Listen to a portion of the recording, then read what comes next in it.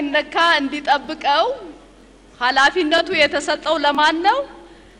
አንደኛ ለሚስቱ ለራሷ፣ ሁለተኛ ደግሞ ለሚስቱ ቤተሰቦች ዛጋ ላሉ ለእናት፣ ለአክስት፣ ለጎረቤት፣ ለምናምን ለወንዱ መብት እንትን ኃላፊነት አልተሰጠውም።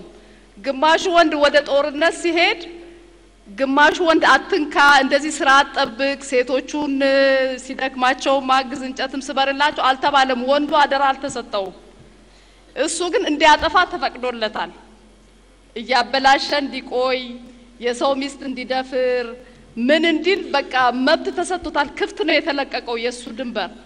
ግን የሴቷ እንድትጠብቅ ለሷ ተጨማሪ አሳይመንት ልጆቿንም እንድታሳድግ ያንን ንብረትም እንድትጠብቅ ምን እንድትል በቃ መከራ ሁሉ እሷ ላይ ነው የተጫነው። እነሱ ጦርነት ላይ ሲሆን እኔ እንግዲህ የተረዳሁት እንደዛ ነው።